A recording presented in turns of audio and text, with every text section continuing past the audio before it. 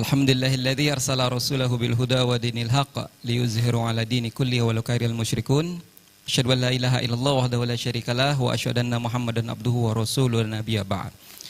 Alhamdulillah Bapak Ibu, segala puji hanya milik Allah. Kita masih diberi berbagai kenikmatan sehingga siang ini ya kita dapat bertemu atau dipertemukan oleh Allah dalam acara, ada yang tahu acara apa? HIPI. Nah, nggak lihat undangan ya. HIPI Islamic Planner. Ya, alhamdulillah, mudah-mudahan tiap langkah kita menuju tempat ini bernilai pahala di sisi Allah Subhanahu wa taala. Ya, sebelumnya saya ucapkan terima kasih kepada Ketua HIPI Lampung ya, Pak Heri Adrian. Beberapa waktu lalu sempat ketemu, kemudian diskusi. Nah, bagaimana untuk kalau ada kajian, dan ini kajian perdana ya. Ya, kajian perdana. Kemudian menanya sekalian banyak keinginan. Jika dilakukan dalam waktu yang singkat itu tidak mungkin. Bagaimana kita memahami bisnis, bagaimana konsep Islam, itu tidak mungkin akan kita capai dalam waktu singkat. Perlu proses belajar yang tidak sebentar. Nah, insya Allah kita mulai perlahan-lahan. Ya, nanti katanya rencana akan rutin, bisa jadi berganti pengisi. Nah, ini konsepnya mungkin untuk sebagai perdana saya akan mengawali. Mudah-mudahan nanti bisa berlanjut, atau nanti kalau saya berhalangan bisa ceng dengan yang lain. Baik Bapak Ibu, rencana kita pukul 1, ini lewat 30 menit. Sebelum mulai, minta mungkin Bapak-Bapak bisa maju ke depan. Yang di belakang penuhi dulu kursi di depannya. Ya, kecuali operator ya, kalau ada operator nggak usah maju. Ya, silakan. Ini suaranya bisa dibulatin lagi. Ini agak berat.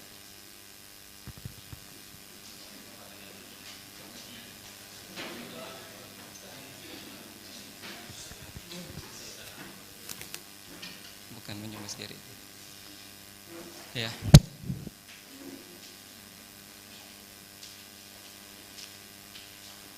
Ya, oke. Baik, terima kasih tadi kepada Mas Geri dan Mas Rian ya, yang sudah mengantarkan untuk membuka acara sebagai pemandu. Kalau Mas Rian, Mas Geri aja belum banyak yang kenal, apalagi saya ya. Ya, saya tadi udah nama mungkin sudah tahu ya, Hamam Abdullah, saya tinggal di Tanjung Senang. Ya, untuk pertanyaan lebihnya nanti di luar forum saja karena waktu kita sudah terbatas. Baik Bapak Ibu yang dirahmati Allah, siang ini kita berada di forum pengusaha. Berarti pengusaha semua di sini ya? Insya Allah. Kejawabnya insya Allah. Jawabannya iya atau tidak. Nah, kalau insya Allah berarti memang terlihat dari wajahnya, wajah-wajah orang-orang yang sedang berusaha untuk menjadi pengusaha. Ya, jawabannya insya Allah. Kalau benar-benar pengusaha harusnya jawabannya adalah iya. Baik, insya Allah siang ini kita akan membahas tentang bagaimana membangun bisnis syariah. Ya, perkenalannya sudah. Nah, tadi disampaikan bahwa Bapak Ibu semua di sini pengusaha. Pernahkah kita bertanya, ya, mengapa bisnis itu harus sesuai dengan syariah? Ada yang tahu? Kenapa bisnis itu atau bisnis kita harus sesuai dengan syariah? Ada yang tahu? Agar berkah. Oke. Kita akan melihat atau menelaah satu hadis Rasulullah SAW. Ya kan? Rasulullah SAW bersabda, ya'ti 'alan nas zamanun, akan datang di tengah-tengah manusia itu suatu zaman, ya'kulunar riba, yang dimana mereka itu memakan riba. Faman lam ya'kulhu, dan barang siapa yang tidak memakan riba, asobahu min gubarihi. Asobah itu mereka itu akan akan terkena gubarihi, itu debu. Nah, pertanyaannya saat ini saya ingin tanya, Bapak Ibu ada yang pengusaha atau mau menjadi pengusaha, ada nggak yang tidak pernah berurusan dengan riba? Ada yang tidak pernah? 1, 2. Tidak pernah sama sekali. Tidak pernah sama sekali ya. Beda kalau dulu pernah, sekarang tidak lagi, itu beda. Itu pernah. Pernah. Yang nggak pernah sama sekali. Sama sekali. Nggak pernah sama sekali ya. Berarti tidak pernah sama sekali sentuhan dengan riba. Ada berapa orang? Iya, ada berapa persen dari yang pernah? Ya. Nah, Rasulullah SAW memberitakan kepada kita akan datang suatu masa, ya kan, di mana di tengah-tengah manusia itu tidak ada seorang pun di antara mereka yang tidak memakan riba. Kalaupun tidak makan riba, mereka kena debunya. Yang nggak makan riba kira-kira kena debunya nggak saat ini? Nah, berarti bisa jadi. Apakah zaman yang dimaksud Rasul itu sudah ada saat ini? Ya. Jadi kalau kita tanya di mana-mana, kita tutup mata lah. Tanya orang, ada kerumunan, tanya. Mereka itu ada nggak yang bebas berurusan? Kalau nggak berurusan, ya periwisan lah dengan riba. Ya kan? Ya. Hampir semua itu kena atau berurusan dengan riba. Nah, bisa jadi zaman itu sudah datang, ya. Dan zaman itu adalah saat ini. Pertanyaannya, kalau mereka tahu itu riba itu gimana? Haram nggak Pak Ibu? Haram. Terus kalau haram, kenapa masih banyak emang ambil riba? Terpaksa. Ya, jawaban yang menyelamatkan. Kira-kira sama malaikat terima nggak ya? Enggak. Sudah tahu ya jawaban malaikat nanti apa? Ya. Oke. Dan jawaban banyak orang kemudian kayak ditanya, kenapa jawabannya terpaksa? Tahu nggak kalau riba itu haram? Ya. Kalau haram berarti masuk neraka. Kok masih ngambil riba? Terpaksa. Ya. Saya pernah tanya yang begitu, terus jawabnya dosa-dosa dikit nggak apa-apa. Ya. Kalau mau bersih-bersih amat ya di surga lah. Ya, ada kan yang bilang begitu? Nah, jadi kadang ditanya kenapa ngambil riba? Ya terpaksa. Kemudian dosa-dosa dikit tidak mengapa. Nah, kemudian kita lihat hadis yang lain. Ya kan? Sabda Rasulullah SAW, apabila perbuatan zina, idza zuhara zina wa riba fi qaryati, telah tampak zina dan riba di suatu qaryatin, di suatu negeri. Faqad ahallu, berarti penduduknya itu menghalalkan, ya ini mengizinkan, menghalalkan apa? Bi anfusihim azaballah. Berarti penduduk itu sudah mengizinkan, menghalalkan azab Allah pada diri mereka. Kira-kira bencana demi bencana yang menimpa kita saat ini silih berganti, enggak selesai-selesai. Dari atas banjir, hujan banjir, dari bawah lumpur meluap, gempa bumi dan sebagainya. Jangan-jangan itu karena undangan kita. Undangan kita dengan apa? Dengan adanya perbuatan zina dan riba. Kira-kira zina saat ini sudah merajalela belum? Sudah. Oh, dari dulu. Kira-kira zina itu terjadi berapa kali nih? Ada berapa banyak? Bisa dihitung nggak? Banyak ya. Kalau kita lihat data itu zina itu terjadi di Indonesia sekitar 6 jam 1 kali. Pelaporan ya, orang yang diperkosa itu sekitar 6 jam 1 kali. Berarti 24 jam 1 hari ada 4. Iya. Yang lapor itu 1/4%, artinya 25%. Artinya 25% yang lapor. Artinya yang nggak lapor jauh lebih banyak. Ya kan? Itu yang dipaksa. Belum lagi yang suka sama suka. Ya kan? Cara ngitungnya mungkin kita lihat jumlah hotel lah. Jumlah hotel di Bandar Lampung ada berapa? Kalau dinding itu bisa ngomong, nah itu berapa kali terjadi perzinahan itu. Ya, itu zina. Dan riba juga sama, hampir ya kan, di semua tempat. Bahkan riba itu udah sampai ke handphone kita, ditawarin langsung ke handphone masing-masing. Kalau dulu mengajukan, sekarang tanpa aplikasi, tanpa syarat apapun, cukup tinggal klik. Dulu masih ada syarat KTP, sekarang tidak, tinggal klik saja setuju, dapat transaksi ribanya, ya kan? Cek saja nomor yang sudah berapa tahun, coba limit saldonya dapat berapa. Kan sering iklan yang demikian. Berarti perbuatan zina dan riba telah merajalela di suatu negeri, penduduk-penduduknya mengizinkan azab Allah turun di tengah-tengah bangsa tersebut. Ya. Nah, bisa jadi silih bergantinya bencana yang kita alami ini akibat sudah merajalelnya perbuatan zina dan riba. Oke, sekarang pengusaha itu kalau ditanya mungkin kalau zina nggak banyak, ya. Kalau riba banyak.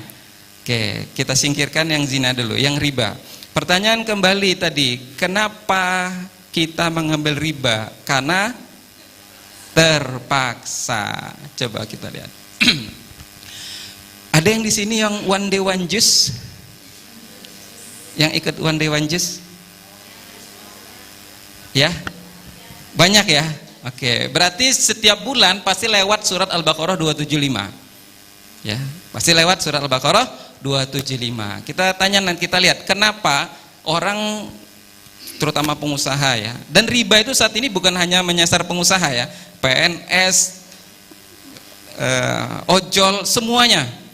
Ya, kalau dulu pengusaha saja, sekarang riba itu sampai semua lapisan masyarakat.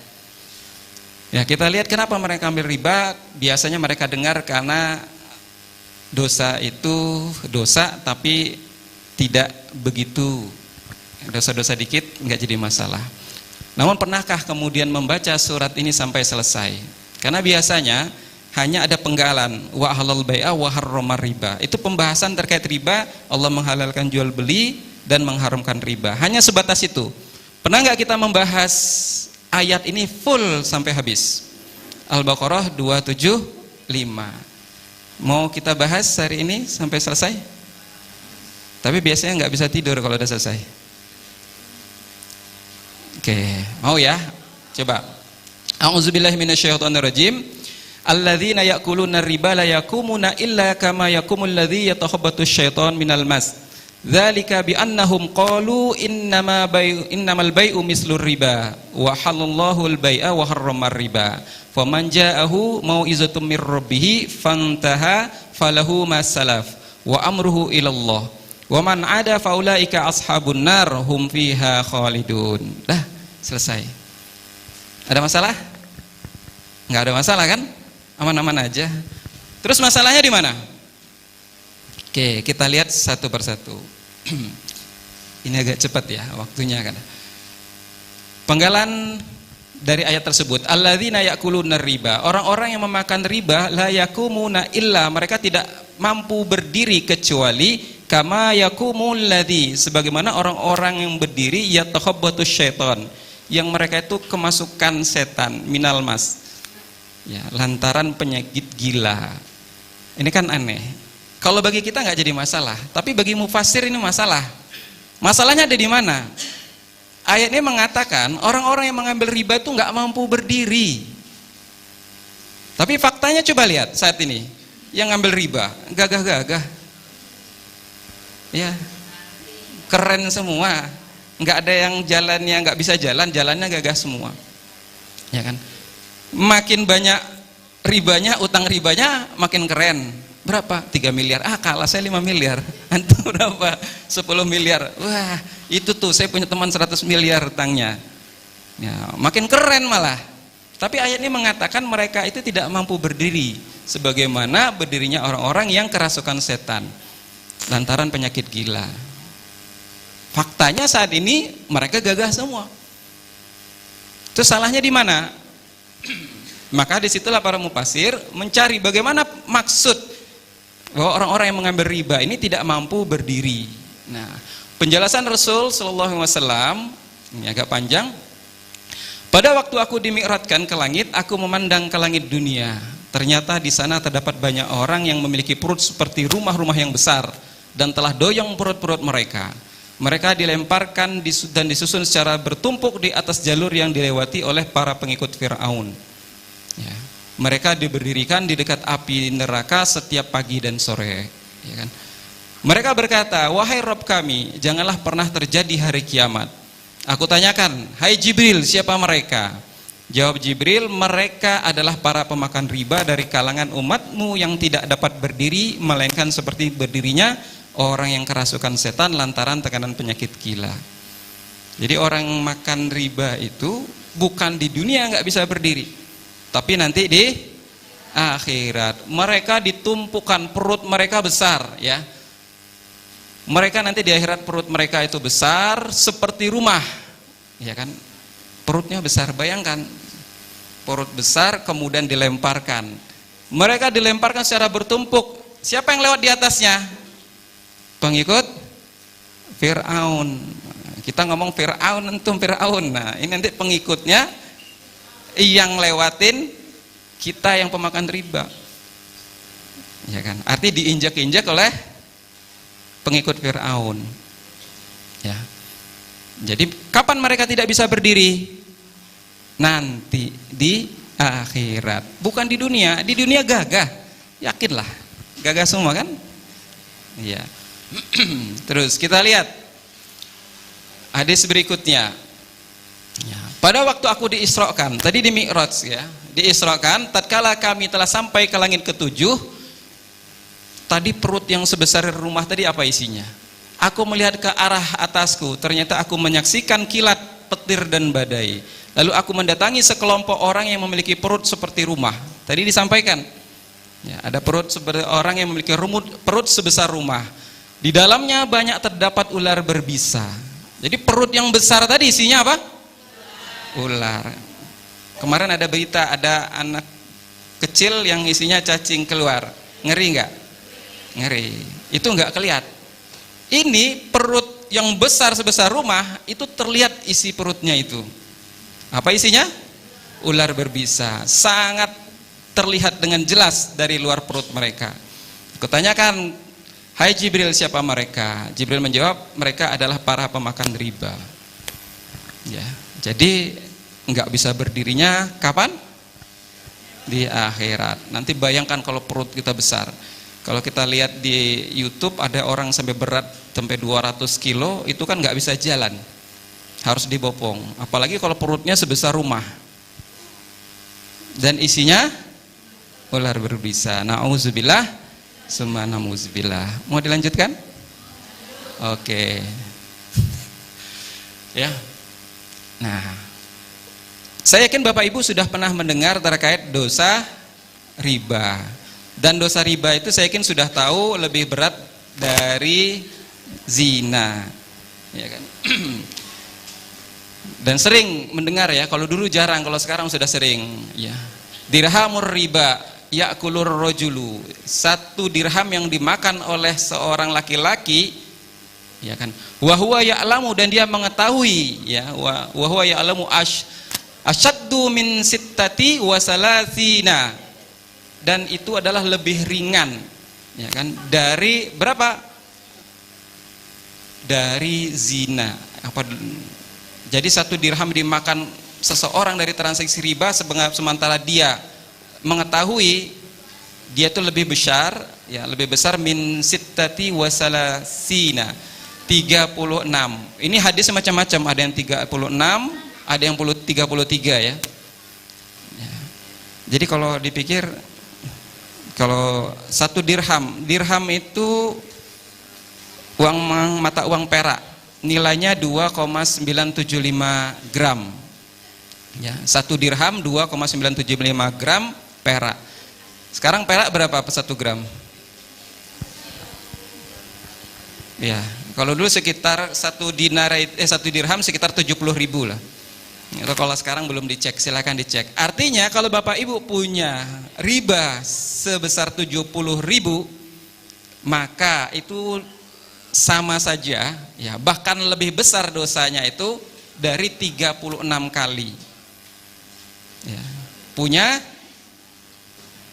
riba, utang riba 70.000, dosanya lebih berat atau lebih besar dari 36 kali berzina. Ya. Kalau mahasiswa ditanya, mending zina aja ya. Enggak begitu. Dosa zina saja sudah besar, ya kan? Ada yang tahu nggak dosa zina itu seperti apa? Ya kan? Nih, ya, orang yang berzina itu nanti di neraka jahanam ada satu lembah bernama Jubul Husni. Ya. Tempat itu dipenuhi ular dan kalajengking. Ukuran ya jala jengkingnya aja itu sebesar anak kuda. Kalajengking tersebut memiliki 70 sengatan, ya kan? Dan setiap ya sengatan tadi punya kantung yang di dalamnya itu, ya kan, bisa dimasukkan atau disengatkan ke tubuh pezina. Dan pezina itu akan merasakan kali. Kalau 70.000, kalau 700.000, kalau 7 juta, kalau 70 juta, kalau 700 juta, kalau 7 miliar, kalikan sendiri aja. Ya. Ini dosanya riba. Dan dosa riba yang paling ringan itu sebagaimana berzina dengan ibunya sendiri, ya kan? Riba itu punya pintu ya, salasun wasabauna. Ada yang bilang 73, di hadis yang lain bilang 99 pintu. Ya kan? Dan yang paling ringan ya, aisaruha mislu ayyangkiha rojulu ummahu. Yang paling ringan apa? Yaitu seorang laki-laki yang menzinahi ibunya sendiri. Kalau yang perempuan ngambil riba berarti berzina sama bapaknya. Itu paling ringan. Ada yang mau berzina? Nggak mau, apalagi sama ibunya. Nauzubillah. Ya, berarti kalau ada yang masih ngambil riba, dosanya ini paling ringan. Ya. Yang tadi dosa-dosa dikit, nggak apa-apa. Ya, ini dosa yang paling ringan. Maka kalau kita kembali lagi, ya kan, bayangkan orang berzina saja dosanya sangat besar, apalagi dengan ibu kandung sendiri. Dengan orang lain aja kita nggak mau, apalagi dengan ibu kita. Nah, dalam riba dosa paling ringan itu semisal berzina dengan ibu kandung sendiri. Nauzubillah hisma, nauzubillah. Oke, kita kembali ke laptop. Ya. Kenapa orang masih mengambil riba sementara dosanya luar biasa? Coba. Kenapa kita masih mengambil riba? Ya. Sebenarnya ini sudah langsung dijawab oleh Allah Subhanahu wa taala. Jawaban apa? Allah mengatakan, "Dzalika bi annahum qalu." Hal itu mereka lakukan, kenapa? Karena mereka mengatakan innamal bai'u mislu riba. Sesungguhnya jual beli itu sama dengan riba. Ya. Jadi mereka ngambil riba itu bukan kepet, karena mereka mengatakan ya sama aja jual beli itu dengan riba. Jual beli, misal saya punya uang 10 juta, saya belikan motor second, dapat kan yang motor second 10 juta? Dapat. Saya jual 10.500.000. Modalnya berapa? 10 juta. Untungnya 500. Coba kalau misalnya ada Mas Geri butuh uang karena buat bisnis atau buat apa. Kemudian 10 juta. Kan kalau seandainya uang tadi saya beliin motor dapat 500. Kemudian saya pinjamkan ke Mas Geri 10 juta. Nanti 1 bulan kembali 10.500.000 ya. Apa bedanya? Modalnya sama-sama 10 juta, kemudian dapatnya, untungnya 500, ya kan? Semua ekonom kalau ditanya itu sama antara riba dan jual beli. Coba, kalau kita telisik ke pasar modal, pasar faktor produksi itu kan ada 3 pasar ya, pasar barang, pasar lahan, sama pasar apa satu lagi? Ada yang tahu? Pasar tenaga kerja. Nanti ditambah 1 di luar itu pasar modal lah di situ. Nah, dari 3 itu pasar barang. Pasar barang yang tadi kita punya 10 juta beli barang, handphone atau beli motor 10 juta, kita jual lagi dapat untung 500.000. Modal 10 juta dapat untung 500.000. Kalau punya lahan, kita beli lahan misalnya, kita beli tanah 10 juta, kita sewakan. dapat uang sewa. Make sense kan? Iya dong. Dapat untung sewa, dapat uang 500.000. Atau kita punya tenaga tadi. Punya tenaga jaga toko, dalam sebulan digaji 500.000. Coba kira-kira mau nggak Bapak Ibu beli motor second 10 juta kemudian jual 10 juta? Nggak mau. Mau nggak Bapak Ibu punya lahan kemudian dipakai sama orang buat usaha misalnya di situ? Nggak usah bayar apa-apa. Mau nggak? Nggak mau kan? Ya. Begitu juga, mau nggak Bapak Ibu kerja jaga toko misalnya selama sebulan, kemudian nggak digaji? Oh, benerin gaji? Enggak. Setiap keringat saya menjaga toko ini, insya Allah dicatat pahala oleh Allah Subhanahu Wa Taala. Mau nggak begitu? Nggak mau. Ya kan? Itu apa bedanya kemudian tadi 10 juta dipinjam kembali 10.500.000. Kan make sense. Uang ini kalau saya beli motor dapat saya 500.000. Ini saya pinjamin, coba mau nggak Bapak Ibu punya uang dipinjamin kemudian uang itu diputar, dia uangnya muter, usahanya maju, bisa beli rumah, beli mobil, kemudian kembalinya tetap segitu. Misal dipinjam uang 100 juta, ya, kembalinya juga nanti 100 juta juga. Padahal dengan 100 juta itu yang minjam itu udah bisa beli mobil, beli tanah, bisa ngembangin usahanya kemana-mana. Kembalinya juga 100 juta. Masuk akal nggak? Enggak. Makanya semua ekonom mengatakan jual beli itu sama. Kalau dengan barang tadi namanya laba, untung. Kalau dengan lahan tadi namanya sewa. Kalau dengan jasa orang tadi dirinya bekerja itu namanya upah. Ya kan? Kalau dengan minjem tadi namanya riba, tambahan. Ya kan? Masa minjem 100 juta enak saja, saya udah capek ngumpulin 100 juta tuh nggak gampang, lama saya ngumpulin, kok dipakai, kok udah dipakai masa nggak ada imbalan apapun? Wajar dong kalau ngasih tambahan, ya. Jadi sama saja jual beli itu dengan riba. Sepakat? Kalau nggak sepakat kok ngambil riba? Ya. Nah, ini jawaban Allah begitu. Logika yang mengatakan bahwa jual beli sama dengan riba itu pasti sama. Pengusaha sejati pasti mengatakan sama. Coba, yang real pengusaha sejati pasti mengatakan itu sama. Uang-uang saya dipakai kok. Coba, logika ya. Pak Heri punya uang 1 miliar, dipinjam sama Mas Geri sama 1 tahun, kembali 1 miliar. Mau nggak?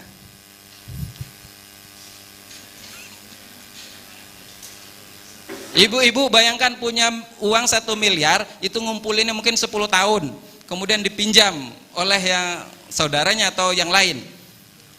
Pinjam mungkin 2 tahun, kembalinya tetap 1 miliar. Mau nggak? Mau nggak? Nggak mau kan? Pasti harus ada tambahan lah. Enak aja udah dipakai. Saya capek-capek ngumpulin uang sampai 1 miliar, uang saya belum menikmati. Oh, dia pakai, dia untung banyak, kok nggak ngasih apa-apa? Ya kan? Ya. Nah, satu-satunya yang mengatakan jual beli itu tidak sama dengan riba adalah Al-Quran. Ya. Hanya Al-Quran yang mengatakan bahwa jual beli itu tidak sama dengan riba. Ya. Nah, jelas mengatakan ribanya di mana ada tambahan. Nanti kita lihat apa bedanya. Dalam Islam itu jelas ya. Nanti kalau mau belajar struktur ekonomi Islam, kalau mau cari untung itu namanya disyirkah. Ya. Kalau mau pinjam meminjam, ya pinjam meminjam itu nggak boleh ada tambahan. Nanti kita lihat kenapa mereka itu mengatakan itu sama. Pertanyaannya mereka paham nggak itu apa? Riba itu apa? Ya. Nah, makna riba secara bahasa itu az-ziyadah atau tambahan. Ini secara bahasa ya. Namun secara syar'i itu adalah setiap tambahan atau keuntungan yang diambil terhadap suatu pinjaman sebagai imbalan karena masa menunggu. Kalau simpelnya ini ziyadatin fi muqabilin ajli. Ini untuk riba nasiah. Nanti kalau bicara riba itu ada dua. Satu riba fadl, kemudian riba nasiah. Yang riba fadl itu riba pertukaran barang. Seperti pas mau lebaran. Ya, tukar uang itu riba fadl. Kullu ziyadatin setiap tambahan pada siapa? Pada dua orang yang berakad, yang melakukan transaksi tukar menukar. Yang satunya mendapat tambahan, yang satunya tidak. Itu riba fadl. Kalau yang kita maksud di sini adalah riba nasiah, karena ada masa menunggu. Ya. Kalau minjam uang 1 juta, 1 bulan jadi 1.100.000. Nah itu riba nasiah. Riba fadl itu 100.000 tukar dengan 1 lembar 100.000 tukar dengan 10.000 9 lembar. Nah itu riba fadl. Ya, ada dua riba itu, riba nasiah, riba fadl. Nah riba, penjelasan Rasul yang lain apa? Kullu qardin jara nafa fahuwa riba. Setiap pinjam meminjam yang di situ ada naf'an fahuwa riba, ada manfaat di dalamnya. Kalau hadis lain ada kullu qardin jara manfaatan fahuwa riba, dengan matan yang berbeda. Setiap pinjam meminjam yang menghasilkan manfaat adalah riba. Ya. Jadi setiap pinjam meminjam ada manfaat di dalamnya, itu adalah riba. Bukan lagi uang, minjam 1 juta, minjam 100 juta, kembali 100 juta 100, itu riba. Ya kan? Minjam 100 juta, kembali sama martabaknya riba. Jadi bukan lagi uangnya, tapi manfaat. Ya. Jika seseorang meminjamkan uang kepada orang lain, janganlah ia menerima hadiah darinya. Coba kalau kita minjemin sering dikasih hadiah, ya kan? Kalau naruh uang di bank dikasih hadiah enggak? Nah, naruh uang di bank itu akadnya sebenarnya qardin itu. Meminjamkan, karena uang itu dipakai sama bank. Ya kan? Uang itu diputar. Kalau walaupun akadnya itu wadiah itu kan titipan. Harusnya kalaupun wadiah, barang yang kita titip itu yang kita ambil. Kalau kita nitip sendal, sepatu di masjid, titip sepatu, nanti yang kita ambil sepatu itu juga kan.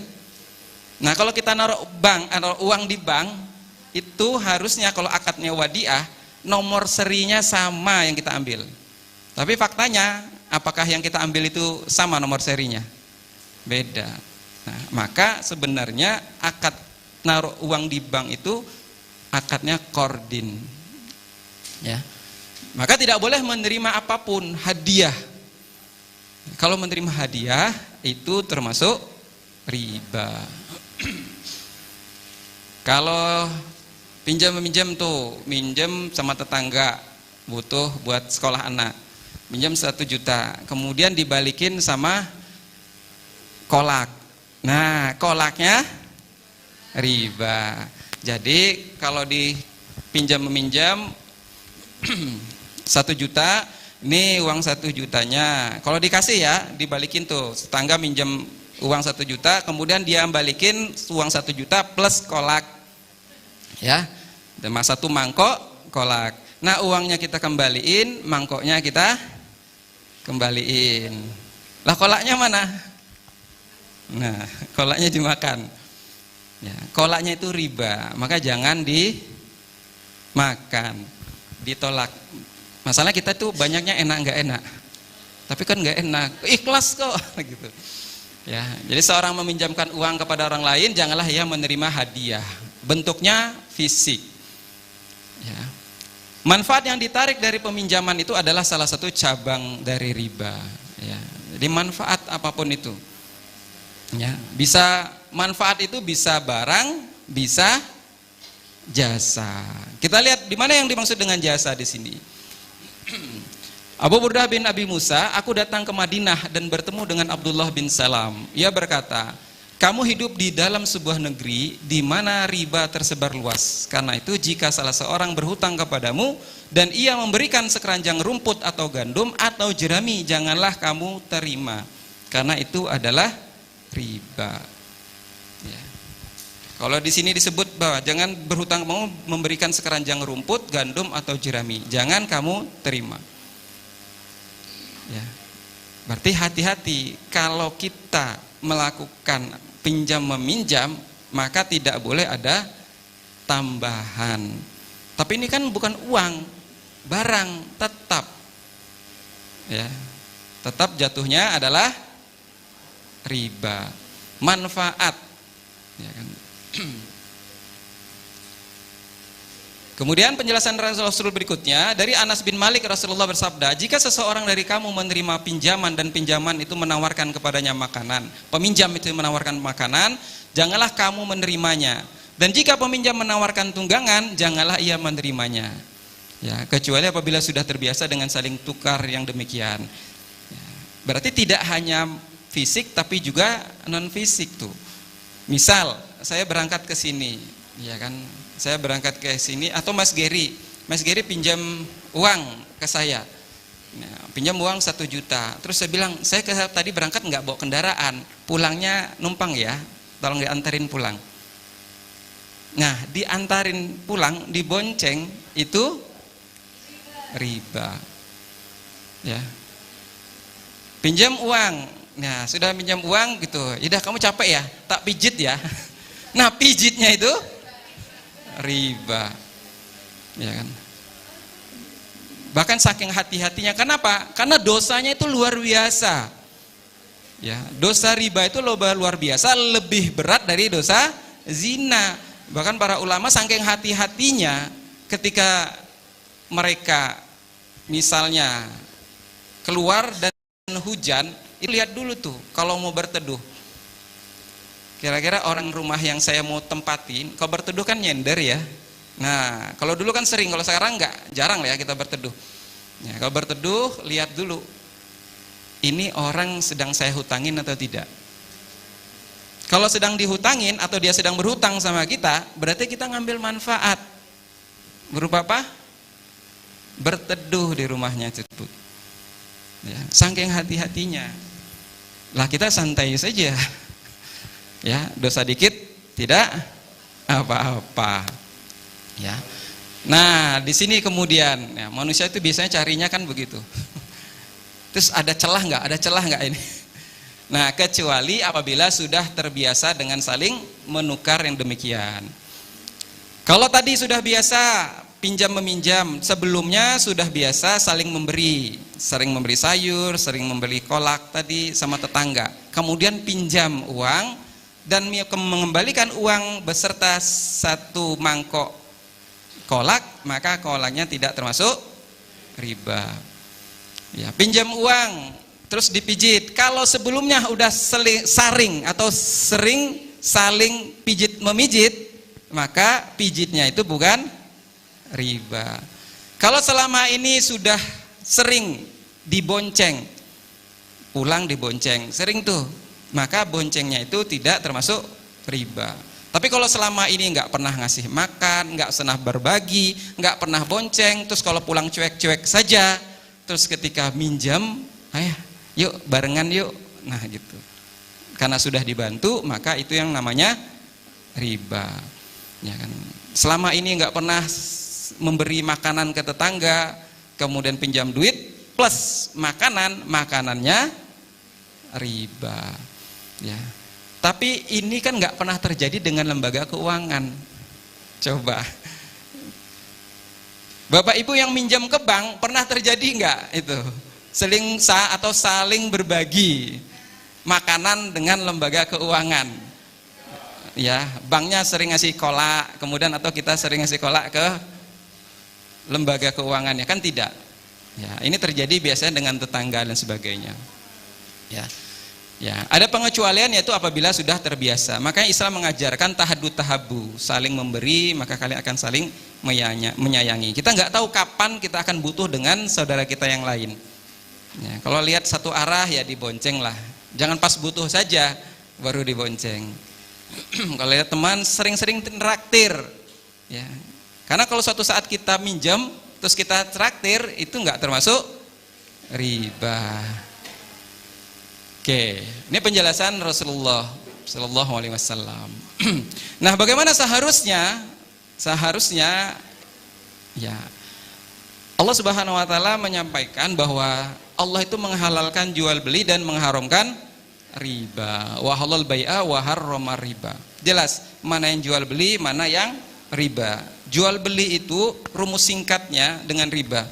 Jual beli itu uang ketemu barang jadi uang. Ya. Uang 10 juta dibeliin motor barang, terus dapat uang. Itu jual beli. Ya. Kalau riba itu uang ketemu uang jadi uang. Uang kasih uang. Nanti kembalinya uang. Ya. Jadi mau pakai nama apapun, syariah apapun itu, kalau dikasihnya uang, ini syariah banget nih, tapi ngasihnya uang, kembalinya uang, itu 100% riba. Ya. Mau namanya syirkah atau mau namanya syariah apapun itu. Itu rumus simple. Itu jelas. Ya. Karena dalam Islam kalau namanya pinjam meminjam, riba tadi kullu qardin jara nafa'a fahuwa riba. Setiap pinjam meminjam ada manfaat di dalamnya adalah riba. Nah, dalam Islam pinjam meminjam itu ta'awun, tolong menolong. Tolong menolong itu balasannya dari Allah, bukan dari manusia. Makanya nggak boleh mengambil manfaat apapun. Ya, balasannya itu Allah yang memberikan. Kalau mau ngambil untung diajak syirkah. Pinjam berapa? 100 juta. Buat apa? Saya mau buat rumah makan. Oh, syirkah aja kalau gitu. Iya, jangan minjam. Semua ada konsekuensi. Kalau minjamin pulangnya juga harus segitu. Mau rumah makannya berhasil, sukses, atau rumah makannya bangkrut, yang minjam harus mengembalikan 100 juta. Kalau syirkah tergantung, kalau untung bagi untung, kalau rugi yang punya modal rugi modal. Itu yang membedakan dalam Islam. Jelas kalau mau ngambil untung masuknya syirkah, kalau pinjam meminjam nggak boleh ngambil untung di situ. Ya, jadi akadnya itu jelas dalam Islam, nggak boleh mengambil manfaat terkait dengan qardin. Qardin itu membantu, ta'awun. Ya, kalau sekarang yang begitu dibisnisin. Ya, orang butuh dibisnisin. Ya, maka berbeda. Ya, kalau kita meminjamkan tidak boleh ada manfaat di dalamnya. Semata-mata kita mengharap balasan dari Allah. Jadi jelas dari awal kalau ada yang meminjam tanya dulu buat apa. Kalau buat makan silahkan mau diberikan atau dipinjamkan. Tapi kalau buat bisnis dipikir-pikir. Kalau memang itu kita mau tetap uangnya utuh kembali berarti pinjam. Tapi kalau mau uang kita juga berkembang diajak syirkah. Tapi juga harus paham, ya, yang minjem itu atau yang diajak syirkah juga harus paham hukum-hukum syirkah. Oke, ini pada Allah telah menghalalkan jual beli dan mengharamkan riba. Agak cepat, ya ini bisa mengikuti Bapak Ibu ya. Udah sering kan dapat pembahasan ini? Iya. Ya, oke. Terus bagaimana jika sudah terlanjur mengambil riba? Aduh, saya udah terlanjur nih. Ya, kemarin nggak tahu. Taunya dosa-dosa dikit, ternyata luar biasa dosanya. Ya kan? Dosanya besar sekali. Nah, terus gimana kalau sudah terlanjur? Saya mau berhenti dah mengambil riba, bagaimana? Faman ja'ahu mau'izatun mir rabbih fantaha falahu masalaf wa amru ilallah. Barang siapa yang sudah datang peringatan mir rabbih dari Tuhannya, ada yang ngasih tahu riba itu haram, ya. Kemudian dia fantaha, dia berhenti mengambil riba tersebut, falahu masalaf, maka baginya tidak ada masalah, wa amruhu ilallah, urusan itu kembali kepada Allah. Jadi yang kemarin sudah berhenti alhamdulillah, yang belum berhenti masih ragu-ragu berarti harus berhenti. Kenapa kau nggak mau berhenti? Aduh, tapi masih panjang, sayang dong. Ya, ya, ini orang sudah telah sampai kepadanya larangan dari Tuhannya. Kemarin belum ada yang ngasih tahu, sekarang ada yang ngasih tahu. Dulu udah ada yang ngasih tahu tapi dicuekin, sekarang diingatkan lagi oleh Allah Subhanahu Wa Taala. Ya, kalau berhenti dari mengambil riba maka fantaha, dia berhenti, falahu masalaf. Maka apa yang dilakukannya dulu, diambilnya dulu itu sebelum larangan itu datang. Wa amruhu ilallah, urusan itu kembali kepada Allah. Mudah-mudahan Allah ampuni. Amin ya rabbal alamin. Ya.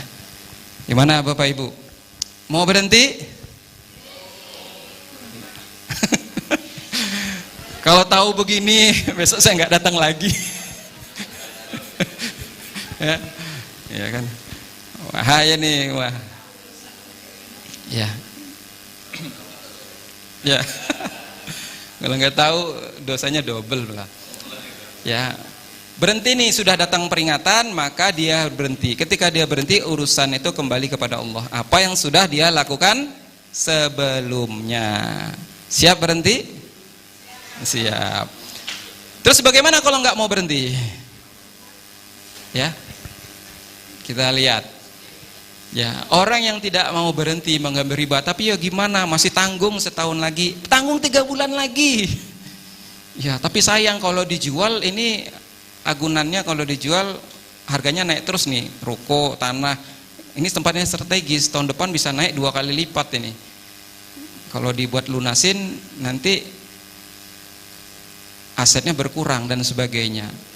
Dia nggak mau berhenti, atau bahkan ada tawaran untuk mengembangkan usaha. Saya lagi mau ngembangin usaha nih, butuh modal sekian miliar.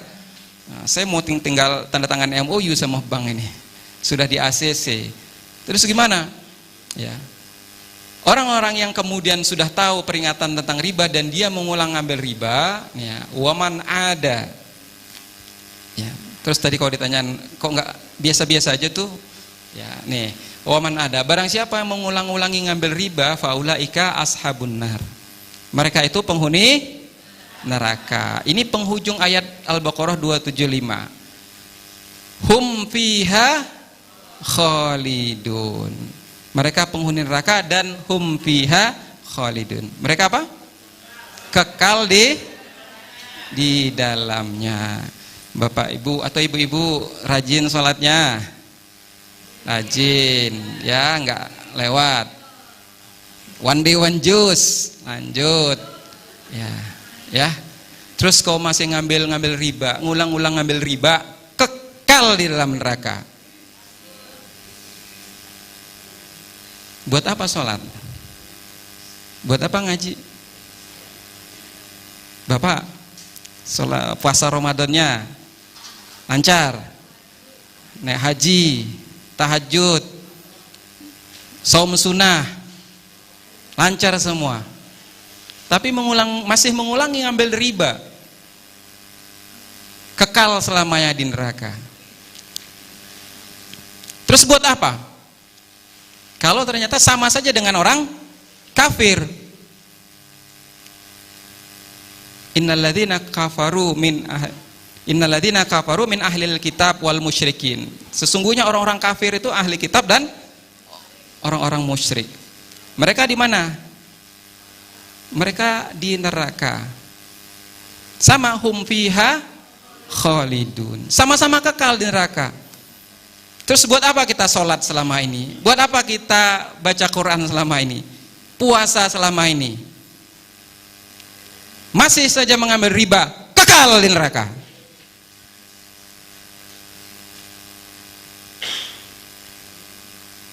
Ini di akhir ayat. Sering kita baca? Sering. Tapi lewat saja. Ya, nanti coba dibuka-buka Al-Qur'annya. Ada yang buka, berharap terjemahannya berubah artinya. Ya. Enggak berubah. Ini dari dulu ya seperti ini. Ya. Orang yang mengulang-ulangi ngambil riba, maka dia penghuni neraka, hum fiha khalidun. Kalau yang selama ini mengatakan dosa-dosa kecil nggak apa-apa lah. Dosa paling berzina itu yang paling kecil sebagian orang tua. Dosa paling beratnya itu adalah kekal di neraka. Jadi nggak main-main dosanya. Ketika kekal, apa bedanya dengan orang kafir? Kita tunggang-tunggit usaha, infak kemana-mana, sedekah kemana-mana, ngulang-ulangi ngambil riba, kekal di neraka. Siapa yang mengatakan? Allah. Ya. Terus saya kan nggak ngambil, saya cuman saksinya saja. Ya, saya tidak mengambil riba, memakan riba. Makanya kalau kita ngomong riba ini semua orang sepakat haram, tapi bicara bunga nggak semuanya sepakat kan? Ya kan? Ketika tidak mengambil riba itu bagaimana? Ya, hadis Rasulullah SAW, la'ana Rasulullah SAW akilar riba, yang pemakan riba. Rasul itu melaknat. Ya, siapa saja orang yang memakan riba, wa mukilahu, orang yang memberikan riba, memakan riba, wa katibahu, yang mencatatnya, wa syahidaihi, sebagai saksinya, yang memberi, yang menerima, yang mencatat, dan yang menjadi saksi. Rasul mengatakan hum sawaun, mereka itu sama saja. Yang memberi, yang memakan, yang saksi, yang mencatat, di situ hum sawaun, posisinya sama saja. Ya. Hadis riwayat Muslim. Terus bagaimana caranya bertobat? Ya, ini pertanyaan kalau sudah pusing itu. Masih bisa tidur kira-kira Bapak Ibu? Oh, nggak bisa. Udah, kita berhenti saja ya. Stop saja ya. Oke. Menunggu ya. Terus bagaimana cara bertobat? Ya, cara bertobatnya ketika sudah tahu riba, di ayat 279, fa illam taf'alu fa'zanu biharbim minallah. Jadi sebelumnya ini ada 278 ya. Ya ayyuhalladzina amanu taqullaha wa dzaru ma baqiya minar riba. Wahai orang-orang yang beriman, bertakwalah kepada Allah dan wazaru ma baqiya minar riba. Tinggalkanlah sisa-sisa riba. Ya, kalau membuka Al-Qur'annya Al-Baqarah 278 itu ditekankan, hai orang-orang yang beriman, bertakwalah kepada Allah dan tinggalkanlah sisa-sisa riba. Baru 279. Fa illam taf'alu, jika kalian nggak mau meninggalkan sisa riba tersebut, tanggung nih, tinggal 3 bulan lagi, ya, tinggal setahun lagi, atau tinggal 1 bulan lagi. Tuh. Fa illam taf'alu fa'zanu biharbim minallah wa rasul, maka iklankanlah. Nah, jadi iklan, umumkanlah perang dengan Allah dan Rasulnya. Ya. Jadi kalau kita nggak mau meninggalkan riba, maka sama saja kita mengajak perang Allah dan Rasul. Surat berapa? Al-Baqarah 279. Kira-kira menang nggak kalau berantem lawan Allah dan Rasul? Pertanyaan, berani nggak? Jangan mau berantem. Ya. Ya. Jadi kalau kita nggak mau meninggalkan, sama saja kita mengajak perang Allah dan Rasulnya. Ya, jadi petantang-petenteng coba kita sholat, tahajud, rajin, ternyata kita ngambil riba. Wahai kata Allah, ini anak ini si bocil ini ngajak saya berantem, tapi sholat terus. Ya, ini coba kalau ada anak kecil, di satu saat dia baik sama kita, di satu saat dia ngajak berantem. Ya, nah ya. Jadi kalau harus berhenti, kalau nggak berhenti kita sama dengan mengajak perang Allah dan Rasulnya. Terus bagaimana mau tobat kalau kita tobat? Nih, oke. Wa in tubtum, dan jika kalian ingin tobat, falakum ru'usu amwalikum. Kalau kalian ingin tobat, maka caranya falakum ru'usu amwalikum. Bagi kalian tuh pokoknya saja. Ya, kalau utangnya tadi 100 juta, kembalinya berapa? Tetap 100 juta, nggak boleh lebih. Ya, artinya kalau mau tobat harus ambil pokoknya saja, atau kalau kita yang berhutang harus bayar pokoknya saja, nggak boleh bayar tambahan atau bunga atau ribanya, ya kan? La tazlimuna wa la tuzlamun, ya, kamu tidak menganiaya dan juga tidak dianiaya. Jadi syarat tobat itu hanya mengambil pokoknya saja. Kalau pinjamin 1 juta, kembalinya 1 juta. Ya, pinjamnya 1 miliar, kembalinya 1 miliar. Tidak boleh ada tambahan di dalamnya. Nah, kalau tetap mengambil tambahan, saya nggak mau pusing lah dikejar debt collector, bayarin aja sama bunganya. Itu nggak tobat namanya. Ya, lebih takut sama debt collectornya daripada sama Allah. Ya, kalau benar-benar tobat ya harus bayar pokoknya saja. Nah, itu ciri-ciri orang yang benar-benar bertobat. Ya, jadi dari awal ini sudah Al-Baqarah 275 sampai 279 dijelaskan bagaimana cara kita tobat dari mengambil riba. Ya kan? Ini belum berbicara tentang bisnis kita yang lain. Ya, ini baru berbicara tentang suatu yang biasanya ya menjerati ya, yang terkena atau yang dihinggapi oleh pengusaha itu dua. Kalau nggak riba, riswah. Ya kan? Kita bahas ribanya. Riba ini luar biasa. Kenapa? Karena dosanya sangat besar, bahkan bisa kekal selama-lamanya di neraka. Nah, ini gambaran terkait dengan riba. Ya, sekian. Semoga bermanfaat. Assalamualaikum warahmatullahi wabarakatuh.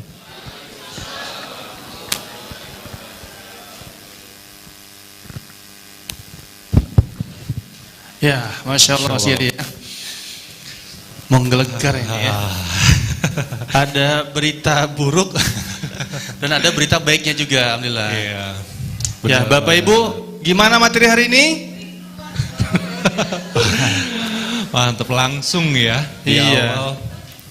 Tapi tadi yang tidak ada riba hanya ada 3 orang. Wah, luar biasa banget ya. Iya. Ini saya soalnya keluar dikit ada tawaran. Buka HP sedikit ada kami ya. Iya. Baru buka ada solusi ya. Bagus-bagus namanya ya. Iya. Seperti bunga itu kan indah sekali namanya. Iya. Ternyata Saya nggak riba. pengen Mas, tapi tiap hari di SMS terus.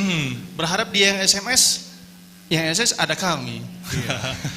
Nah, ini kita mencoba untuk hari ini mencoba untuk menjauh, tapi mereka selalu mendekat, Mas. Iya, betul banget. Ah, luar biasa. Berat. Nah, Terus gimana Mas caranya? Nah. Agar bisa terhindar itu.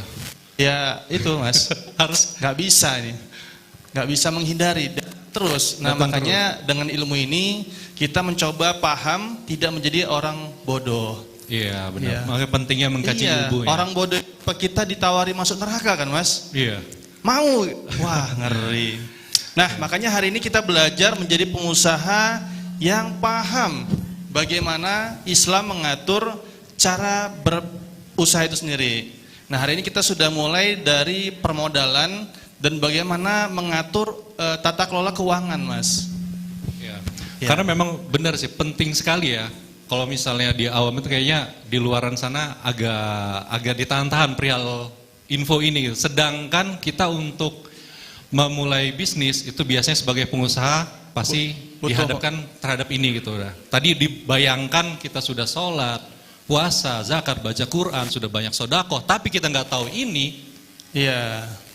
Berarti kita melakukan, dan begitu kita tahu kita terus melakukannya, Iya. kekal selama itu kan ngeri banget. Ini merupakan hal dasar ya buat kita semua ya, Masya Allah. Nah, saya yakin siang hari ini banyak yang bertanya-tanya nih Mas. Mau soal, Ustadz, ini saya kemarin minjem, tapi nggak niat gitu. Mungkin ya. Mungkin ada yang mau tanya kayak gitu ya. Oke, kita langsung buka iya, saja ya. Langsung buka sesi sesi jawab untuk 2 orang laki-laki dan untuk 2 orang ibu-ibu. Oke, Dan mbak-mbak mulai dari ya. bapak-bapaknya dulu ya. Silakan. Boleh perkenalkan bisnisnya apa, kemudian dilanjut pertanyaannya, Mas. Bismillah, izin perkenalkan Ustadz, saya Aziz Hashir Abdullah, bisnis digital printing. Ada satu hal yang ingin saya tanyakan. Jadi gini Ustadz, kita kan fokusnya melayani mitra percetakan di Lampung yang tidak punya mesin-mesin besar gitu. Jadi kami ini punya mesin besar. Jadi ada satu program yang kemarin sudah digulirkan, terlanjur digulirkan sebelum bertanya dengan Ustadz Hamam, dan sudah terlaksana 1 periode. Jadi gini Ustadz, kita kasih promo setiap pencetakan print A3 senilai 8 juta atau di dalamnya itu ada ketentuan syaratnya, yaitu 500 lembar print stiker cutting. Itu kami berikan hadiah berupa printer Canon kayak gitu. Itu selama 6 bulan. Tapi jika tidak tercapai poin-poin itu, hadiahnya tidak kami berikan gitu. Artinya di bulan ke-7 program itu dimulai lagi dari nol.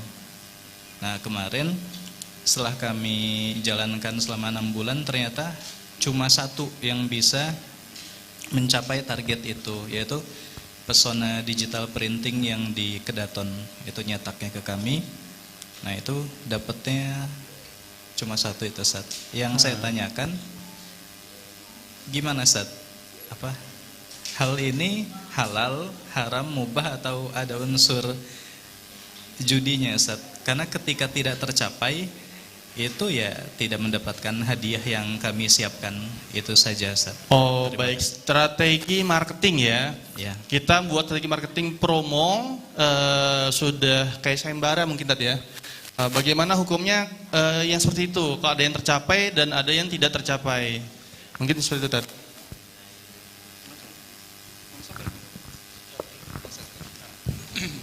Baik, tadi dengan apa? Pak Azi ya, siapa?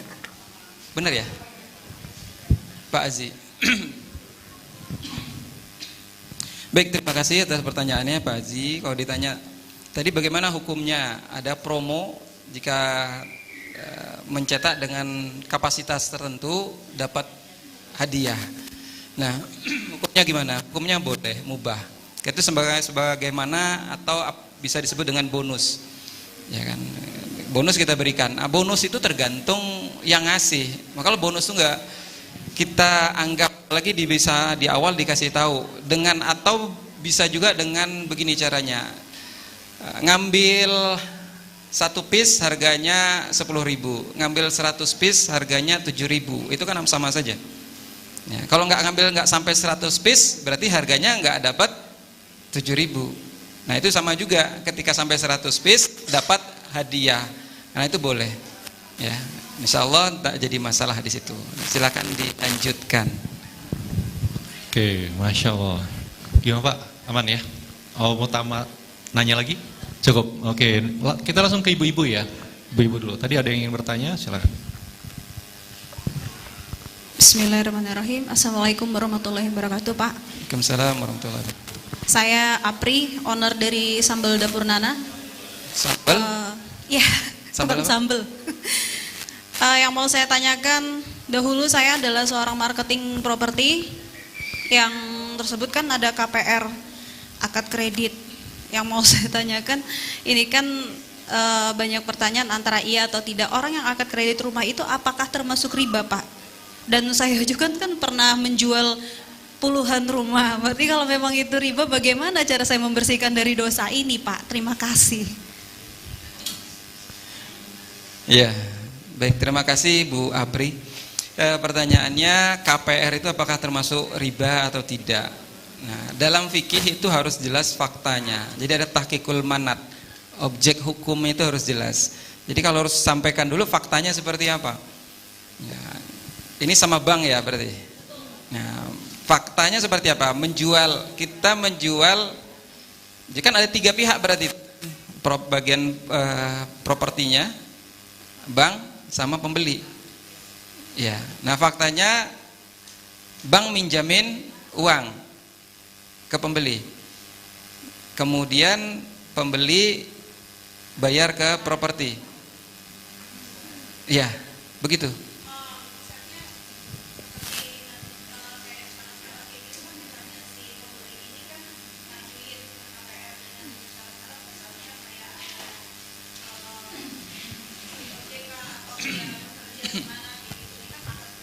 Iya.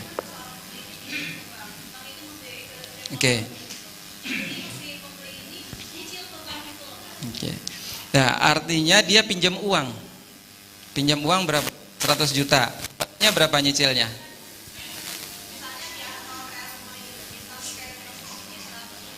Ya. Ya. Ada tambahannya? Berarti kalau ada tambahan namanya riba. Ya. Ya, jadi tambahan dia pinjam 150 kemudian atau 100 juta kembalinya lebih dari itu adalah riba. Bahkan nggak hanya kelebihan saja, manfaat pun tadi dikatakan riba. Nah, yang ini mungkin yang agak beda itu kemudian dianggap bahwa apakah ini masuk murabahah atau tidak. Ya, nah ini dikit ada lagi pembahasan selain riba, ada pembahasan terkait dilarang menjual barang yang belum ada atau dilarang menjual barang yang belum kita miliki. Nah, itu yang menjual siapa? Bank yang menjual atau properti? Properti yang menjual kemana? Ke konsumen. Berarti nggak ada kaitannya sama bank. Nah, tadi kalau kita mengarahkan, ada orang mau beli, kemudian kita arahkan ke bank, pakai bank ini aja, minimal kita jadi saksi kan? Iya, iya. Kalau kita mengarahkan menjadi saksi, nah itu masuk hum sawaun. Tadi kan udah kasih tahu, tobatnya gimana? Kalau dulu belum tahu, faman ja'ahu mau'izatum mir rabbih. Barang siapa yang sudah datang peringatan dari Tuhannya, fantaha. Yang lalu itu falahu masalaf. Ya. Mudah-mudahan Allah ampuni. Yang penting dari sekarang berhenti. Tanamkan dalam diri, stop, berhenti dari riba. Ya, berhenti dari transaksi riba apapun, azamkan. Urusan yang lalu bagaimana? Mudah-mudahan Allah ampuni. Perbaiki diri, banyak ngaji, belajar, biar tahu mana yang Allah perintahkan, mana yang Allah larang, sehingga nggak kejebak lagi. Ya, insya Allah mudah-mudahan perbanyak dengan amal soleh. Mudah-mudahan amal soleh tadi menutupi dosa-dosa kita yang telah lalu. Ya.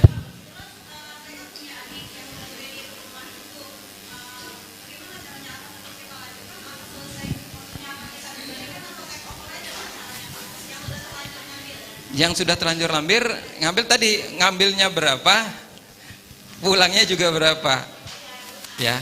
Nah nanti banyak itu teman-teman yang kaitan dengan riba, dan sudah banyak komunitasnya. Nanti diskusi saja dengan komunitas-komunitas yang terkait dengan riba itu cukup banyak. Ya, di sharing session saja nanti minta pengalamannya bagaimana cara menyelesaikan terkait dengan KPR. Yang jelas hanya bayar pokoknya saja. Harga rumahnya berapa, sisanya tinggal berapa, nah itu bayar pokoknya di situ. Jangan mau bayar kelebihan, karena kelebihan itu termasuk riba. Ya, wallahu a'lam bishawab. Waalaikumsalam. Ada yang merasa hal yang sama dengan mbaknya? Oh, enggak ya. Yang lainnya rumahnya cash ya? Oh, ada ya. Mau nanya, Bu? Boleh untuk sesi berikutnya bapak-bapaknya nggak ada? Oh, bapak ada. 2, 1. Oke, kita pertanyaan dulu semuanya. Baru jawab mungkin ya. Mungkin dari sini sebentar Bu ya. Asal dicatat aja pertanyaan ya. Atau diingat. Bismillahirrahmanirrahim. Assalamualaikum warahmatullahi wabarakatuh. Assalamualaikum warahmatullahi wabarakatuh. Nama saya Wandi. Ini ya bisnis. Sementara ini saya ikut bos saya, kopi, Pak Anto. Saya ingin bertanya secara umum, ya Ustaz ya. Kalau tadi kan teknis ya. Maksud saya begini. Sistem di muka bumi ini kan ada 2. Sistem hak, sistem batil. Ya kan? Dan semuanya itu 2 semua, halal, haram, ya kan? Ketika kan Allah sudah janjikan akan Allah pergilirkan, ya kan? Ada saatnya Islam sistem hak yang berkuasa. Ada satu saat seperti sekarang ini sistem kafir yang berkuasa. Nah, ini sistem kafir yang berkuasa sekarang ini berikut perangkat satu set gitu, satu set. Karena dia kafir otomatis lah riba atau apa yang jelas tidak syar'i gitu saja. Nah, persoalannya sekarang kita ini harus berada di dunia itu. Ya kan? Kan hanya ada satu. Ya kan? Kita tidak berada dalam sistem Islam. Berarti semua instrumen Islam semuanya itu tidak ada yang Islami. Ya, kapitalis, komunis atau pokoknya selain Islam itu adalah kafir. Nah, sementara kita Islam ini ibaratnya berada di dunia yang lain. Bagaimana, Pak? Ya kan? Ini bukan dunia kita loh, ini dunia batil ini dunia batil, ini sistem batil. Tapi kita harus berada di situ. Nah, artinya saya rasa bagaimana ini saya juga bingung ini. Apa kita harus siasati atau memang nggak ada peluang bagi kita? Kita kan dunia kita bukan di situ. Itu saja. Mohon penjelasannya. Terima kasih. Wassalamualaikum warahmatullahi wabarakatuh. Pak Wendy ya? Wandi ya. Gimana Tat, kita nih hidup di negeri yang diatur dengan sistem tidak islami. Otomatis semua aktivitas yang lahir dari itu akan tidak sesuai dengan Islam, sehingga serba sulit. Kita harus seperti apa? Harus menyiasatinya sebagai seorang muslim. Ya, mau langsung dijawab apa? Ingat Tat ya? Nah, tadi katanya mau dicatat. Ya, soalnya saya abis ini lupa saya. Oke, Mas ya. Terima kasih Mas. Assalamualaikum. Bismillahirrahmanirrahim. Nama saya Taha Ayub. Saya saat ini menjalankan bisnis telekomunikasi, kemudian dengan toko emas. Jadi kalau Bapak Ibu mau jual beli emas, sama saya aja.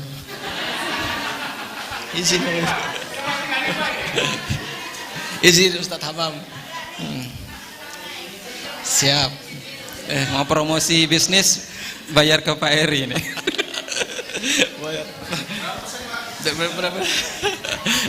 Oke, silakan dilanjut terus. Ya. Izin Ustadz Hamam. Kalau kita bicara riba kan berarti ada instrumen, Ustadz. Termasuk uang kertas atau fiat money. Nah, apakah kita yang selama ini menggunakan uang kertas melanjutkan dari Bapak tadi, pertanyaan yang tadi, itu terkena dosanya? Karena memang kan fiat money ini terintegrasi dengan skema ekonomi global yang memang sudah dari sananya The Fed mengatur seperti itu, gitu. Artinya kita yang tidak melakukan transaksi riba, namun masih menggunakan instrumen ribawi, apakah sama dosanya dan menyikapinya seperti apa statusnya saat ini?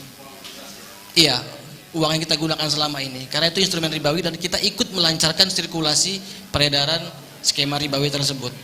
Kurang lebih seperti itu, Ustaz. Ya, yang rame Masnya ya. Mas Ayub. Ya, siap.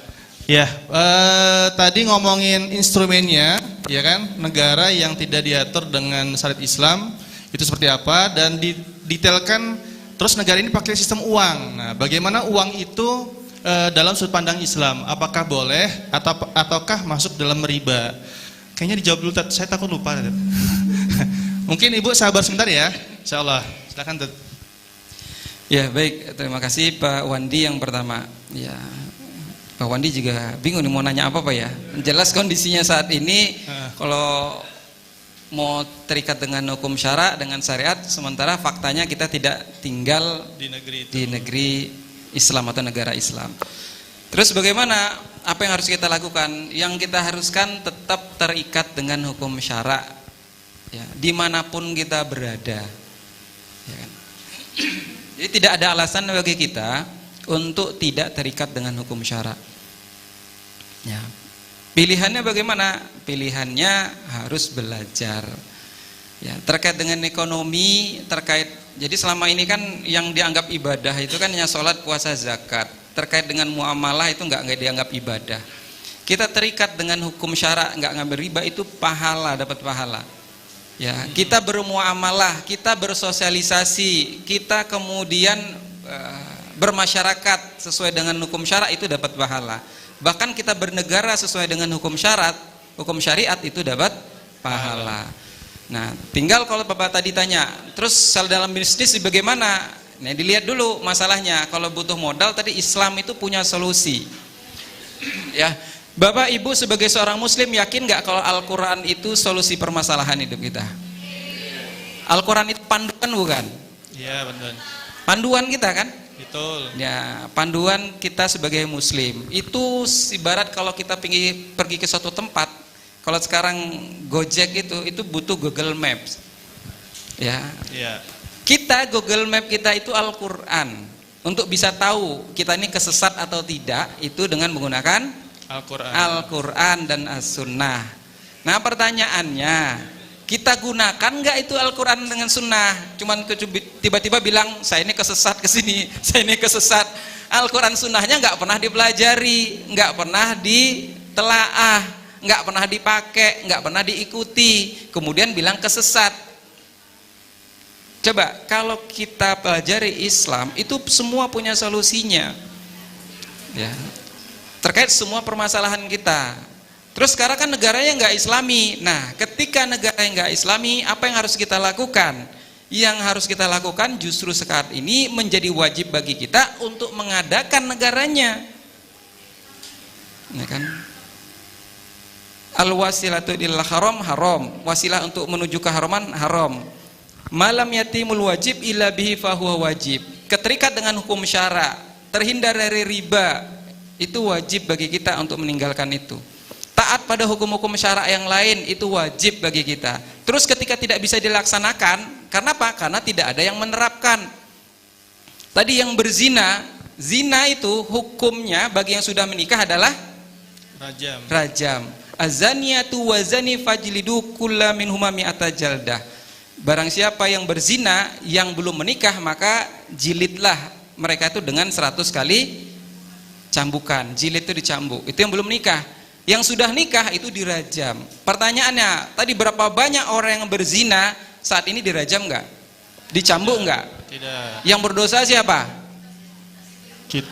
Kita semua berdosa. Karena perintah fajlidu itu ada waw alif itu kepada orang-orang yang tidak berzina agar melakukan hukum tersebut. Siapa yang melakukan ketika misal kita lihat ada orang berzina, kita tangkap, kita rajam, kita cambuk, boleh enggak? Enggak boleh. Karena enggak ada rajam swasta. Bahaya. Ya, rajam itu, hukum itu yang harus melaksanakan adalah negara. Maka kita harus mempelajari Islam, kemudian kita serukan syariat Islam itu ke seluruh warga masyarakat, termasuk kepada bapak-bapak kita DPR, MPR, penguasa kita, agar mereka mau menerapkan syariat Islam. Gitu. Jadi jangan berdiam diri, justru disinilah kewajiban bagi kita untuk berjuang mendakwahkan Islam. Terus bagaimana kalau kita berjuang sementara kita nggak paham tentang syariat Islam? Maka harus ngaji. Nah, begitu. Harus belajar ya. Siap. Ya. Semangat, Pak. Semangat, Pak, Kita ya. ngaji sama-sama, Pak, hari ini. Allahu Ini baru Akbar. pertemuan pertama. Siap sampai 60 pertemuan? Saya nggak siap, Bu. Banyak banget. Oke, yang kedua Ustadz, soal apa tadi, uang kertas. Apakah sama dengan riba tadi atau Ya. seperti apa, Ustadz? Ya, terkait dengan fiat money itu saya ngaji ya, saya tetap ngaji per pekan itu, dan itu pembahasan di kitab ke-5. Itu pertanyaannya udah lewat berapa kitab itu. Ya. Nah, itu terkait dengan fiat money. Sebenarnya kalau uang dalam Islam itu dirham dan dinar. Ya, dirham itu uang receh lah kalau sekarang itu. Dinar itu uang bagusnya. Dinar itu emas, 1 dinar itu 4,25 gram. Kalau dirham tadi, 1 dirham itu 2,975 gram perak. Ya. Nah, itu berlaku, itu berkaitan dengan hukum syariat yang lain. Misal ketika ada orang bunuh, itu diatnya kisos atau 1000 dinar. Batasan orang mencuri potong tangan. Dalam syariat Islam, ketika ada orang mencuri itu nggak langsung potong tangan, tapi pencurian itu di atas 1/4 dinar. Tuh. Jadi nggak langsung potong tangan, minimal itu 1/4 dinar. Kalau 1 dinar itu 4,25 gram, berarti sekitar 1 gram lebih dikit ya. Nah, kalau sekarang 1 gramnya 2 juta, berarti pencurian di atas 2 juta baru dipotong tangannya. Namun sebelum dipotong, negara harus memenuhi kebutuhan pendidikan, kesehatan, keamanan, murah bahkan gratis. Ya, dari mana dananya? Dari sumber daya alam kayak di Freeport, Blok Cepu, itu nggak boleh dikelola oleh individu, apalagi asing. Itu harus dikelola oleh negara. Ya kan, keuntungannya dikembalikan kepada rakyat, pendidikan, kesehatan, keamanan, murah bahkan gratis. Masih ada yang mencuri, kan kelewatan. Coba dicuri, kenapa mencuri? Karena nggak ada kerjaan. Kenapa nggak kerja? Nggak ada pendidikan. Lah, pendidikan kan gratis. Berarti dia yang malas. Ya. Terus apa alasannya? Dalam Islam juga nggak punya pekerjaan. Itu boleh dalam Islam ada ihyatul mawat, menghidupkan tanah mati. Ya, tanah yang 3 tahun nggak dikelola itu diambil negara, diserahkan kepada orang yang belum punya tanah. Bukan disita Ya. tadi ya. Bukan diambil saya. Kalau sekarang diambil buat dijual lagi, tidak. Ya, kalau begitu diambil. yang diserahkan kepada orang yang belum punya tanah. Ya. Dan hukum-hukum syariat ini harus dipahami dan tidak ada pajak. Tuh, coba kalau seorang non muslim dikasih tahu tinggal dalam kehidupan Islam, dia tidak bayar pajak. Non muslim tuh hanya dia masuk kafir zimmi, dia kena itu hanya jizyah. Jizyah itu hanya kena kepada laki-laki dewasa, perempuan anak-anak nggak kena. Dan tidak ada pajak, beli rumah, beli kendaraan tidak ada pajak sama sekali. Karena dalam Islam pungutan apapun yang tidak ada dalilnya itu suatu kezoliman. Kalau zakat itu ada dalilnya, khus min amwalihim, ambil tarik. Ya. Sekarang kenapa negara itu mempajak? Karena sumber daya alam diserahkan kepada asing. Untuk ngelola negara nggak punya dana, akhirnya rakyat dipalakin dalam bentuk pajak. Nah, maka di situ penting bagi kita untuk memahami konsep Islam. Kita itu muslim, kita harus pede ngaku Islam, kita harus tahu Islam itu dari akar sampai daun. Ya kan? Sehingga kita bisa menjelaskan, mendakwahkan Islam. Islam itu rahmatan lil alamin, bukan hanya di mimbar. Bagaimana Islam itu bisa rahmatan lil alamin kalau syariat Islam diterapkan secara total? Bukan kucuk-kucuk tadi potong tangan, bukan kucuk-kucuk dirajam, tidak. Sebelum dirajam misalnya ada berzina, maka Islam banyak pintu-pintu atau aturan-aturan yang harus dipenuhi. Godul basor, menundukkan pandangan. Kemudian ibu-ibu, laki-laki, perempuan menutup aurat ketika keluar rumah. Ya, kalau sekarang kan enggak. Sekarang keluar rumah disuruh nunduk pandangan, naik angkot nih, duduk di angkot, kan disuruh tundukin pandangan kata Ustadz. Nunduk. Waduh. Malah tambah parah yang dilihat. Digebukin tat. Ya kan? Iya. Jadi ada tahapan-tahapan, lapisan-lapisan yang harus dipenuhi. Kemudian menutup aurat, kemudian situs-situs porno harus ditutup. Ya. Kemudian itu yang pornografi, itu jelas panduannya. Auratnya jelas. Kalau sekarang kan berapa tahun itu anggota dewan nggak selesai itu membahas terkait definisi pornografi. Kalau dikembalikan ke Islam jelas itu definisi pornografi itu apa, porno aksi itu apa. Ya. Nah kemudian kalau tadi masih juga pingin berzina itu dikasih kesempatan 1, 2, 3 atau 4. Nggak cukup 1 boleh 2, nggak cukup 2 boleh 3, nggak cukup 3 boleh 4. Nggak pada dana minta ke Baitul Mal. Terus masih berzina maka dirajam, setan itu. Ya, jadi nggak kucuk-kucuk langsung dirajam. Ya. Jadi kalau aturan Islam itu dipahami dengan baik, bahkan non muslim pun ingin diterapkan syariat Islam atas mereka. Ya, karena apa? Melihat cahaya Islam. Kalau sekarang nggak terlihat cahaya Islam, yang korupsi orang Islam, yang begal orang Islam, yang omongan yang nggak jelas orang Islam, yang buat sakit hati juga orang Islam. Maka penting bagi kita untuk ngaji, belajar, mengetahui Islam itu dari akar sampai daun, sehingga kita, akidah kita Islam, aturan yang diterapkan di tengah-tengah kita juga Islam. Aturan Islam. Tadi Pak Wandi katakan, kita tuh seperti ikan. Ikan itu normalnya hidup di bawah atau di dalam air yang jernih. Nah sekarang kita hidup itu di air yang berminyak, lumpur, kotor, campur cabai, oli, segala macam. Itu bukan habitat kita. Maka yang di situ apa yang harus kita lakukan? Ya kita ajak, kita sadarkan, kita dakwahkan orang-orang agar apa? Agar mau sama-sama menciptakan lingkungan yang Islami tadi. Ya kan? Hukum-hukum tadi yang ada yang bisa dilakukan oleh individu, sholat, puasa, zakat bisa kita lakukan. Kelompok itu muhasabah lil hukam. Kalau negara itu punya wilayah sendiri untuk menerapkan hukum-hukum tadi. Potong tangan, kemudian cambuk, menjaga perbatasan, itu negara punya aturan itu. Nggak bisa kita melakukan. Misal kalau ada orang yang dugem atau orang mabuk-mabukan, diskotik, kita datang, kita tutup, anarkis namanya. Tapi kalau pemerintah dengan Satpol PP-nya, dengan polisi nutup, dibilang anarkis nggak? Enggak. Maka pentingnya kekuasaan dalam Islam itu. Tapi kekuasaan yang tunduk kepada syariat, ya. Nah, baik lagi Tad, pertanyaan yang uang kertas tadi Tad. Nah, bagaimana dengan uang kertas? Uang kertas itu seharusnya kita kan pakai uang dinar dan dirham. nanti ada pembahasan uang substitusi, ya kan. Jadi dulu sebelum 1971 itu termasuk dolar itu di backup sama emas. Oke. Ya. Dulu. Jadi dolar pun di backupnya sama emas, dan harusnya ketika nggak pakai uang emas harus di backup. Artinya berapa banyak jumlah emas, segitulah kemudian uang fiat money-nya dicetak. Namun sejak 1971 Amerika karena uangnya udah dipakai di mana-mana, karena kalau untuk nambah uang harus nambah stok emas. Nah emas ini kan nggak gampang dapatnya. Ya, makanya sejak itu Amerika juga memutuskan tidak di backup lagi sama emas.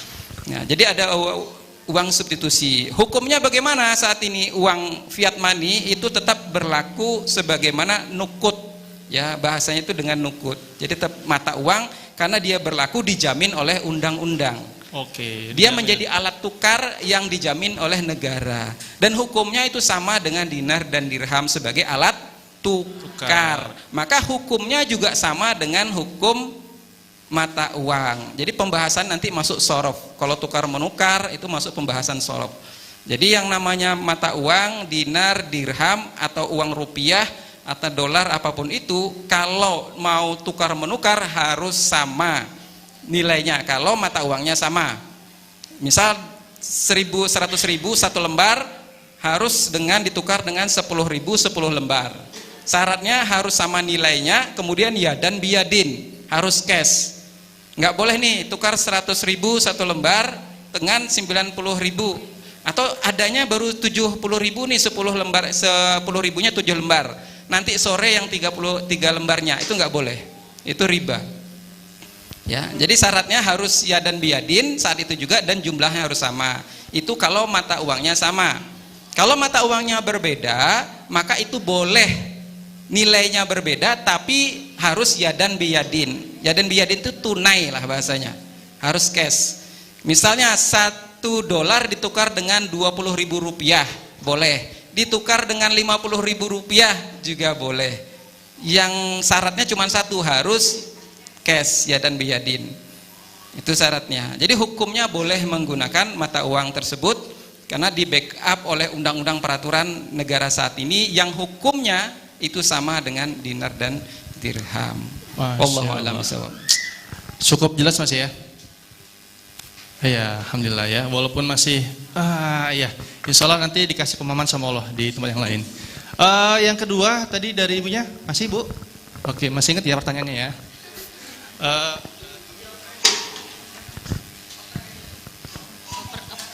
Ini tolong oper. Siapa? Assalamualaikum, nama saya Yanti dari saya bergerak di bidang penjualan Yanti Kids ya, baju anak. Begini Ustadz, ada yang mau saya tanyakan terkait dengan penanaman modal Ustadz. Ini kebetulan orang ini bergerak, dia menanamkan modal Ustadz. Ininya bidangnya itu penjualan minyak. Nah, dia mendapatkan keuntungan setiap bulannya, dan besarnya keuntungan itu ditentukan dengan besarnya jumlah modal yang dia tanamkan. Setiap bulan dia mendapatkan keuntungan yang sama karena penjualannya ya sesuai dengan yang dia tanamkan gitu Ustadz. Nah itu gimana Ustadz hukumnya? Karena saya khawatir itu mengandung riba karena tiap bulan pasti sama. Cuman memang penjualan dan banyaknya yang dia beli itu sesuai dengan uang yang dia tanamkan. Begitu aja Ustadz, makasih. Assalamualaikum.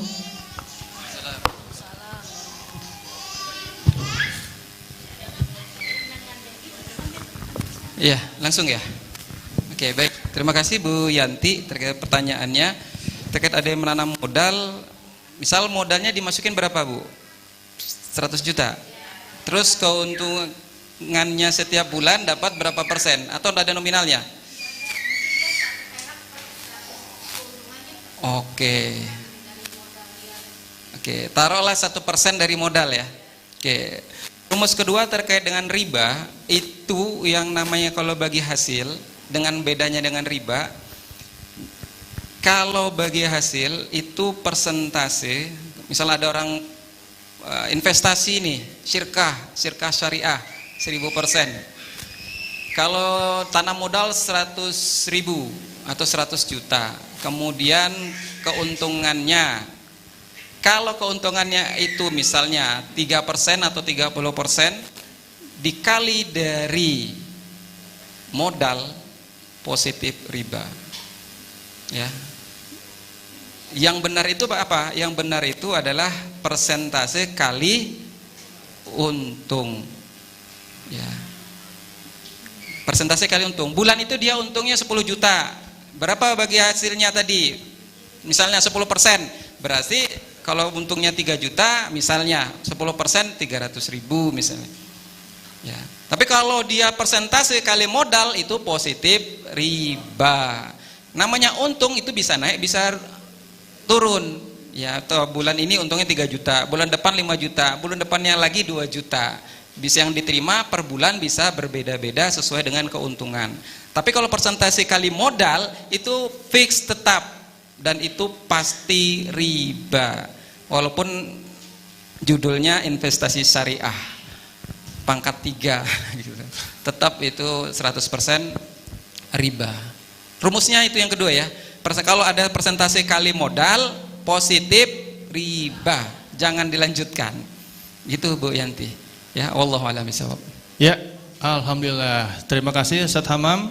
Ya, sepertinya waktu sudah menunjukkan pukul berapa, Bapak? Oh, Ibu apal banget deh jam berapa? Nungguin ya? Iya, alhamdulillah. Terikat syariat ya. Waktunya sholat kita sholat. Ya. Dan karena Mas Geri kita sudah masuk penghujung, ya. Kita tanyakan dulu Mas Heri. Bapak-bapak, ibu-ibu, kira-kira Sabtu depan lanjut lagi atau enggak? Lanjut lagi apa enggak? Lanjut. Pak Ketua, minta lanjut Pak Ketua. Masya Allah. Ya. Oke Mas Rian. Jadi ini kan acara dia diselenggarakan oleh HIPI ya, Himpunan Pengusaha Pribumi Indonesia. Ini Masya Allah sekali kita diajak bareng untuk selain berusaha, tapi bagaimana kita berusaha itu dengan baik dan sesuai syariat. Ini juga makanya kita di sini adakan acara HIPI Islamic Planner. Nah, buat teman-teman di sini yang belum mengenal HIPI dan ingin mengenal HIPI lebih lanjut ataupun ingin bergabung dengan HIPI, nanti bisa komunikasikan saja, bisa ke saya atau ke Pak Herinya ataupun ke teman-teman HIPI yang lain, nanti bisa diajak gabung ke HIPI, Himpunan Pengusaha Pribumi Indonesia. Ya. Gitu. Syaratnya warga Lampung sudah masuk pribumi. Kisah inspiratif. Hukum Islam, adab seorang muslim, tata cara beribadah, amalan kehidupan, motivasi sukses dan cara bisnis, parenting Islam dan samawa.